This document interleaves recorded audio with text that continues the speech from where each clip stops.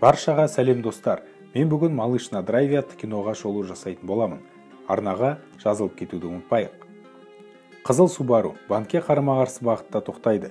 Ішінен Бадди, Дарлин, Гриф атты аса қауіпті қылмыскерлер түседі. Олар банкке қарай бағыт алады, ал Балақай лақап атты жігіт көлікте отырып оларды күтеді. Балақай әрдайым құлаққапта жүріп, өзінің сүйікті әндерін тыңдап жүреді. Қылмыскерлер банктен бірнеше мың долларды алып, көлікке қарай жүгіреді. Ал Балақай болса, газды түбіне дейін басып, көлікті қатты айдап кетеді. Полицейлер оларды қуалап келе жатқанына қарамастан, ол музыканы қатты тыңдап келеді. Балақай көлік жүргізу ісінің маманы. Ол кез келген көлікті еркін айдай алады. Полицейлерге тікұшақ көмекке келгенде, Балақай жолда екі қызыл көлікті көріп, олардың қатарына қосылады. Туннельде Балақай қасындағы көлікпен орын ауыстырып алады. Сөйтіп олар полицейлерді алдап, жер асты автотұраққа барып, басқа көлікті айдап кетеді. Сәлден кейін Балақай барлығына кофе алып баспанаға барады. Ол жерде оларды Дог атты басшылары күтіп отырады. Дог қылмыс әлемдегі беделді адам. Ол бәріне өз үлестерін бөліп жатқанда, Гриф Балақай неге үнемі құлаққапта жүріп, музыка тыңдайтынын сұрайды. Сосын Гриф Балақайға келіп тисе бастайды, бірақ ол оған мән бермейді. Қылмыскерлер өз үлестерін алып, қайтып кетеді, ал Дог болса Балақайдың барлық ақшасын алып қояды. Ол оған қомақты сома қарыз болады. Балақайға 10 мың доллар, қолғап және жаңа телефон беріп, менің қоңырауымды күт деп кетіп қалады. Балақай асырап алған әкесі Джозефпен тұратын үйге барады. Тапқан табысын ол еденнің астына тығып жүреді. Оны көрген Джозеф оған заңсыз істермен айналыспауға кеңес береді. Балақай қалтасынан диктофонды шығарып, қылмыскерлердің жазбаларын тыңдап, кезекті ремикс жасауға кіріседі.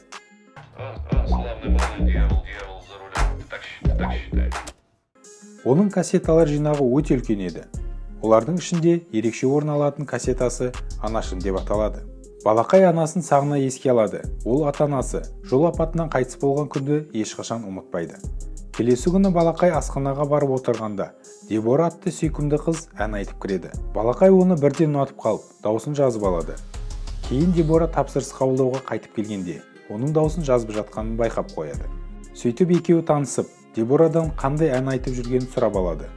Балақай көп ұзамай дүкенге барып, сол әннің пластинкасын сатып алады. Бірнеше күннен кейін Дог Балақайға жаңа жұмыс жайында хабарлайды. Келесі күні Балақай баспанаға келіп, жаңа әріптестері Эдди, Джейди және Психпен танысады. Бұл қылмыскерлерде Балақайдың неге үнемі құлаққапта жүретінін сұрайды. Дог оларға бала кезіндегі жол апатынан қалған дыбысты музыка басуға көмектеседі. Сол себепті ол үнемі құлаққапта жүреді деп түсіндіреді. Бұл Балақайдың соңғы жұмысы. Жұмыс сәтті аяқталса, Дог алдындағы барлық қарыздарын өтейтін болады. Дог қылмыскерлерге жұмыстың жоспарын түсіндіріп жатқанда, Балақай ең соңында отырып музыка тыңдайды.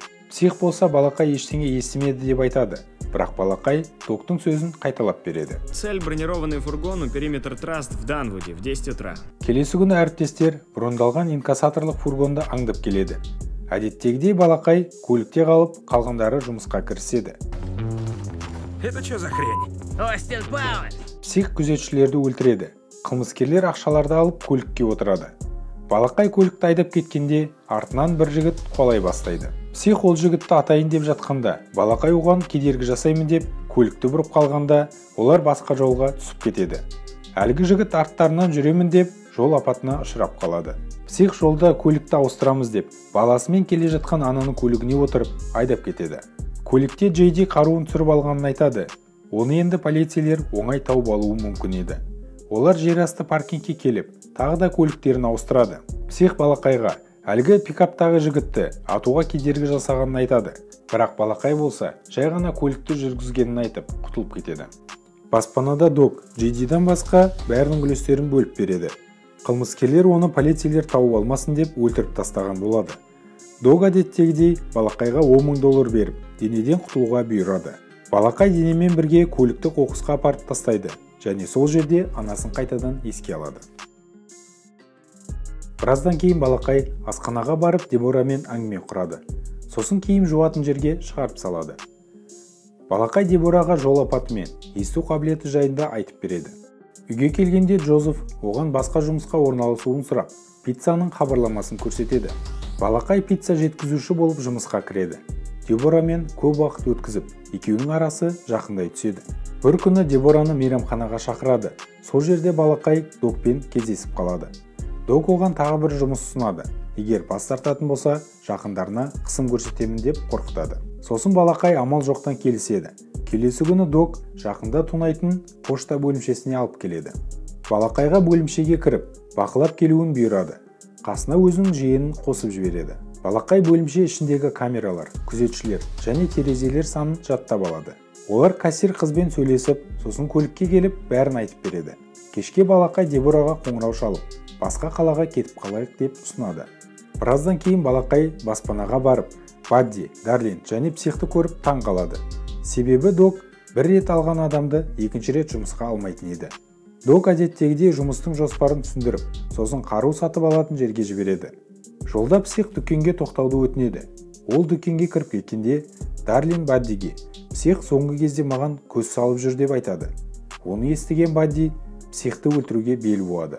Бірақ Дарлин осы жұмысты аяқтайық, сосын қоштасамыз деп кейінге қалдырады. Олар кездесу орнына барып, қару сататын адамдармен кездеседі. Кенеттен псих қораптағы полиция деген жазуды көріп, оларға оқ ата бастайды. Сатушылардың барлығын өлтіріп, көліктерін жарып, оқиға орнынан қашып кетеді.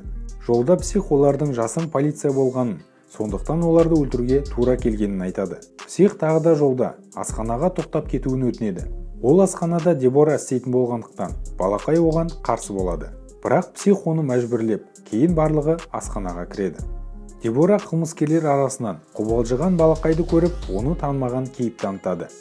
Тамақ ішіп болғасын, псих ақшасын төлегісі келмей, Дебораны өлтіргісі келеді. Балақай психті тоқтатып қалған кезде, псих бір нәрсені байқап қалады. Кетіп бара жатып, Балақай Дебораға хат тастап кетеді. Хатында "Мен түнгі 2-де келемін" деп жазып кеткен еді. Қылмыскерлер баспанаға келгенде, Док оларға тапсырманы орындай алмағанын айтады. Сол кезде псих олардың полиция екенін және атысты олар бірінші бастағанын айтады. Дарлин мен Бадди оның сөзіне қосылады. Балақай болса шеттен үндемей қарап тұрады. Док енді бізді полицейлер іздеу салады, сондықтан бұл қаладан кету керек дегенде, псих осы жұмысты аяғына дейін жеткізейік деп тұрып алады. Оның сөзін Дарлин мен Бадди тағы да қолдайды. Ал Балақай болса, жұмысқа ертең шығамыз, ал қазір болса ұйықтайық деп кетіп қалады.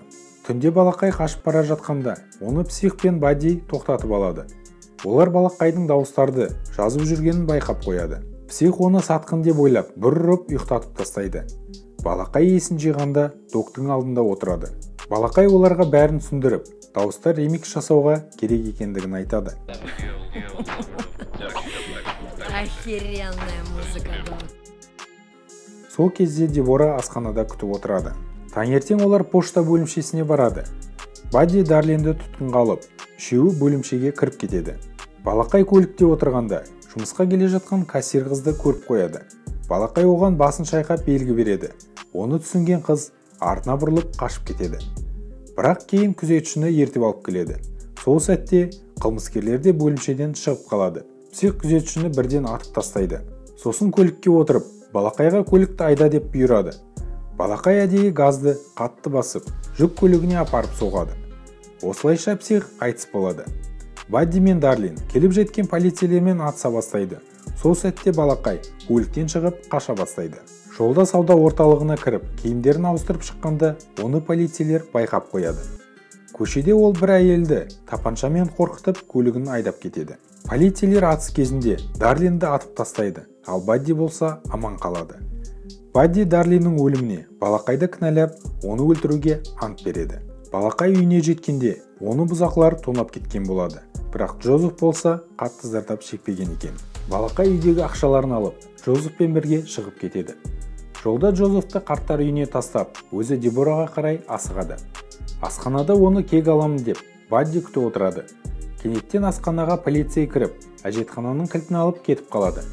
Артынан екінші даяшы келеді. Сол сәтте Бадди оған қарап қалғанда, Балақай оның иығына атып, Деборамен бірге қашып кетеді. Оны естіген полицей әжетханадан шыққанда, Бадди оны атып тастайды. Балақай Докқа қоңырау соғады, бірақ Док оған енді хабарласпауын өтінеді. Сосын Балақай екі жігіттің көлігін тартып алып, баспанаға қарай аттанады. Ол Доктың қасына барып, банктен алып шыққан сөмкеге кассеталарды айырбастауға ұсыныс тастайды. Дог басында қарсы болып, кейін балақайды жұбатып жатқан Дебораны көріп, келісімін береді. Лифтте Дог: "Мен де кезінде ғашық болдым. Бұл ақша сендерге қашып кетуге көмектеседі" деп бір сөмке ақша береді. Астында оларды полицейлер күтіп алады. Дог оларды атып тастайды, бірақ өзі жарақат алады. Кенеттен Бадди пайда болып, Догты қатты жылдамдықпен қағып кетеді. Сосын балақайды да өлтірмек болады, бірақ ол уақытында секіріп үлгереді.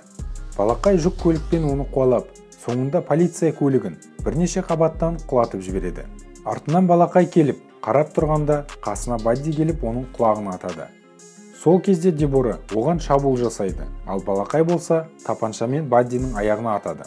Нәтижесінде Бадди көліктің үстіне құлап мерт болады. Келесі күні екі жас қаладан шығып бара жатқанда полицейлерге тап болады. Балақай оларға берілуді шешеді. Сотта Джозеф, Дебора және кассир қыз оны жақтап сөйлейді. Сот оған 25 жыл беріп, 5 жыл өтегесін мерзімнен бұрын шыға алатынын айтады. Түрмеде екі жас хат алмасып тұрады. Соңында балақай түрмеден шыққанда, оны күлімдеген Дебора күтіп алады. Осылайша біздің шығарылымыз аяғына келіп жетті. Келесі кездескенше.